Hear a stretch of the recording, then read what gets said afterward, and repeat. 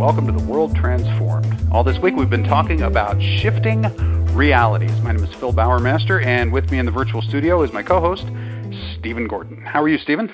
Man, I'm doing great. Got to the end of the week. Happy Friday. Happy Friday to you. And our realities have been shifting all week. We're going to end with a big shift here because we talked a little bit on Monday about what might be causing people to look at reality differently than they have in the past and why some ideas about reality aren't as much fun as they used to be. And then Wednesday we looked at the big driver, the engine behind it all, the meme machine, kind of our own brains really that are making this happen. And I've become kind of a fan of this thing, the Mandela effect. We talked about it a little bit on Monday, this idea that we're slipping from one reality to another, except I don't think we literally are.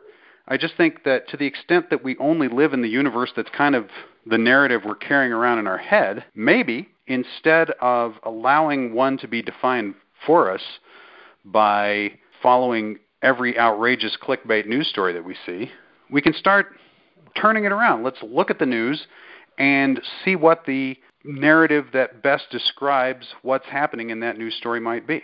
So we thought it would be fun. And so, sometimes it can vary what the narrative it brings out depending on the person that's reading the story, right? So that's the thing. Everybody's going to bring their narrative to it. And here's So let's look. Here's what we're going to do is we're going to read through some stories and we'll discuss typical narratives and maybe what the optimal narrative would be. And I'm going to start with a good one here. This is what would appear to be a really good news story here. Israeli scientists may have found a cure for MS, Alzheimer's, Crohn's, and colitis in one single drug. So follow that link, read that. That's the kind of thing we talk about on the show all the time, obviously. Here's the thing. This just goes to show you that the cures are all around us, but, big government, big pharma, they're working to keep all that stuff away from us and out of our hands, right? Well, why didn't we hear about this sooner, right? Most of the time when these come up, it's some application of a drug that already existed. So once in a while, one of these slips through, and suddenly everybody goes, "Oh, they could have cured everything years ago," but big pharma wouldn't make their money then, right? That's what you're saying, Stephen. Is that right? That's it. That's the narrative. Of course, I'm not really a subscriber of a conspiracy theory way of looking at the world, but that's the way one person might look at it. There's a better way of looking at that, right, Phil? Let's just stop. Not only is that one way somebody might look at it, I guarantee you that I'll get a comment eventually where someone will say that. Okay. Oh yeah. If you or I post this on Facebook, the sun rises in the east, I will get a comment like that when I post that on my Facebook. And here's the story. Okay, so the narrative is that the government and big pharma would rather we not be healthy, that they have a different agenda, and that they would actually take steps to prevent us from. I can see where you might believe that it's just a big, ugly, stupid bureaucracy that isn't good at doing things. But you can take it to the next step and say, no, they're actually trying to keep us from being healthy. That they're working to cover it up. They're working to prevent those good things from happening. And when something like this happens, it's just that, a thing has slipped through the cracks, and all it proves is how well they've tamped everything back down. That's the story. Well, you know what? That story sucks, okay? And I'm it's an awful way to look at the world. It's so depressing. If that story is true, it's time for an armed revolt. But I don't think it is true. And here's another story that it supports. And this is a story that I think we have been unfolding over the last few years. And the story is that we live in an era where we're beginning to actually have hope for curing all major diseases, that we are developing new treatments and new techniques. At the same time, we're finding new applications for existing medications, and we're facing this possibility of making radical breakthroughs in material science and other areas that are going to accelerate this, and that we're actually right on the edge of dealing with disease in a way we've never been able to before in human history, really potentially eliminating all of human disease. That's the story. Unqualified good news in this particular story, but it's just indicative of the things that we see all the time and we talk about on this show all the time. We laughingly refer to the cancer cure of the week, right? And not to play down either the seriousness of the disease or the promise of the new potential cure. It's just that's the kind of exciting times that we find ourselves in, where there's always we're pushing back against these things that are stalking us, right? These terrible diseases. So if you have the choice between those two stories, and it's a coin toss which one is right, just go with ours, okay? Seriously, folks. You'll be happy. Really I can't think of a reason to believe the other one, unless it's true, but it's not true, okay? That's the thing. It's maybe they're both way off from reality, but ours is way better, okay? It's there's somebody right now listening to this program, Phil, shaking in rage, saying that we're trying to put the sheeple back to sleep. That's right. We're working for Big Pharma and the government. My Big Pharma check should be in the mail. Yeah, should be in the mail today. Well, I hope. I really need that. I'll be watching for it. Okay, totally different type of story here, and let's just see what the possible responses to it could be. Okay. Phil, this is trying White Castle's new Impossible Slider, and follow the link. This guy goes to a White Castle outside of Chicago.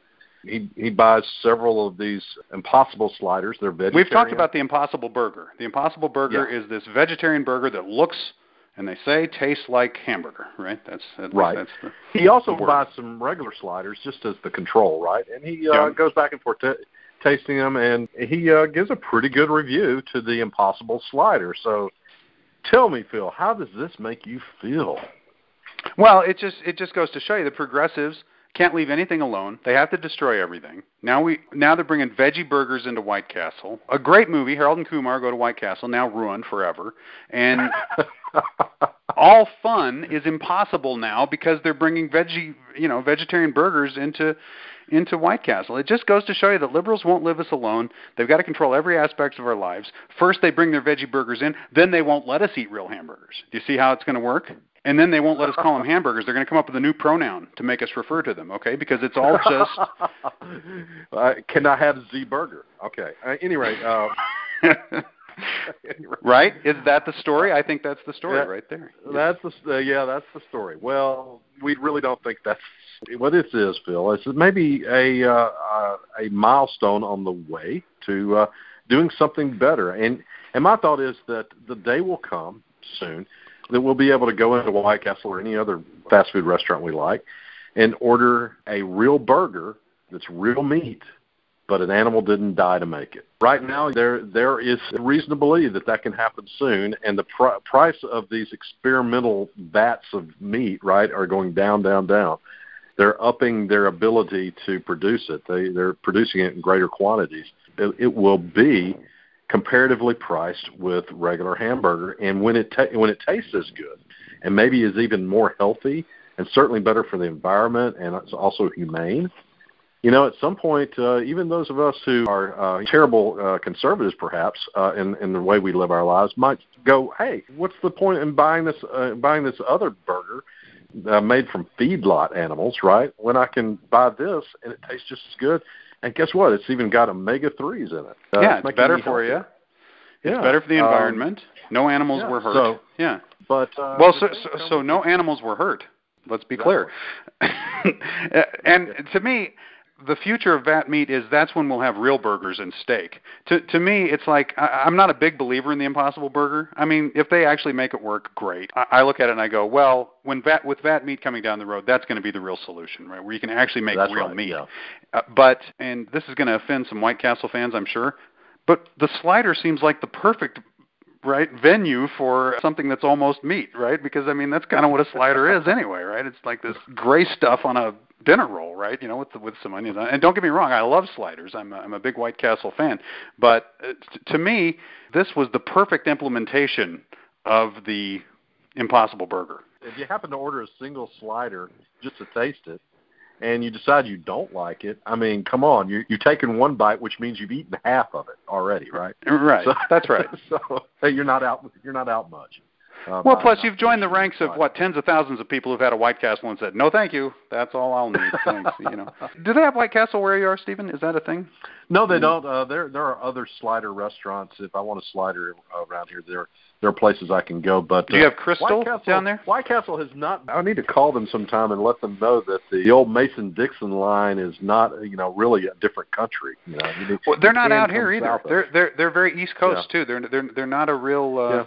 They're not in Colorado either. So but everybody knows about it. As far west as Chicago and as far south as maybe Missouri. It's obviously a popular restaurant with those areas that they're in. So, yeah, bring them on down south, and I will try one of those Impossible sliders. Now, we could tell a story about how they're elitists and they hate people like you, Stephen, or they didn't want to. They decided to, go easy on other people and not inflict the slider on them. Who knows, what the actual story is. But here's our next story: is the future of farming vertical? Tell me about this one, Stephen. I actually haven't followed this link. I haven't read this story. What's okay? So this is about indoor farming, basically. The vertical farms where you have racks and racks stacked up to the ceiling of something that's the size of a warehouse, right? Of food growing. Okay, so this is the urban vision of farming, right? Where you take old buildings or you build new buildings. You got water tanks on the roof and being gravity fed hydroponically to the plants that are within the building.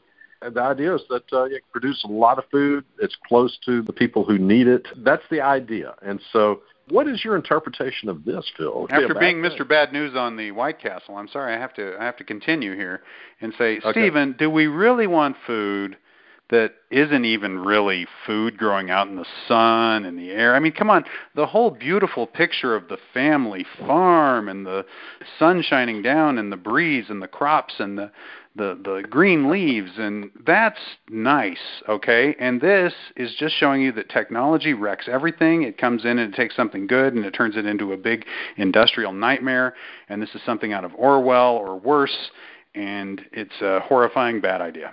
There.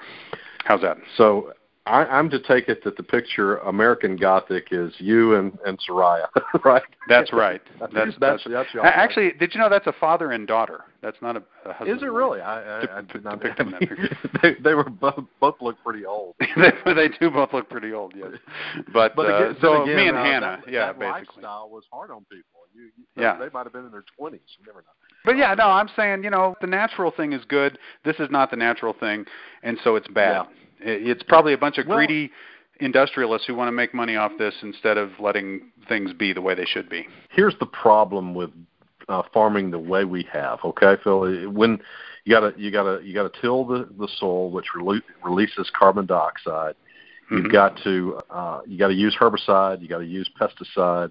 You got to use a whole lot of water.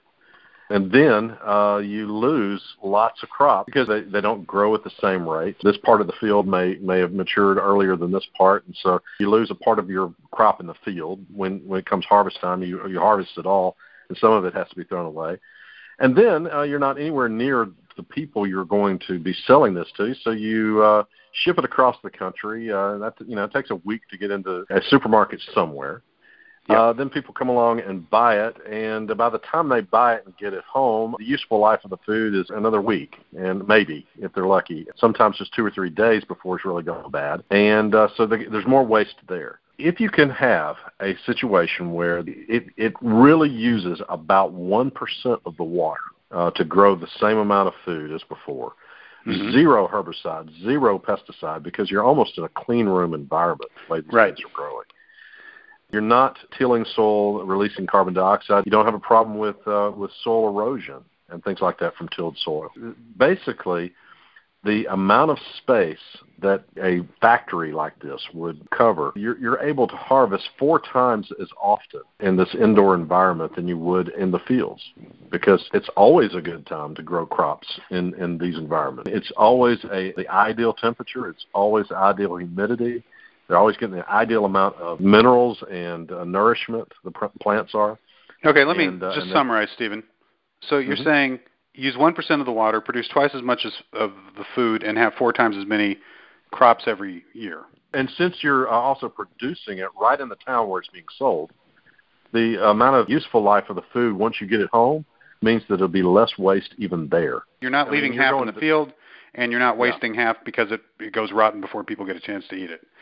Okay, you know what, folks, you can think what you want to about White Castles, or you can still believe that Big Farm is out to get you, but anyone who disagrees with vertical farms is just, you've got a bad narrative, okay? That's just, that story's going nowhere, okay? Because this is wonderful. Right. It's wonderful for the planet, it's wonderful for people, and it doesn't mean that that people can't have farms and raise stuff on farms and live in the country and all the great stuff I was talking about. It's just that maybe most of the food will come from this setting, which will be more efficient and get more healthy food to more people.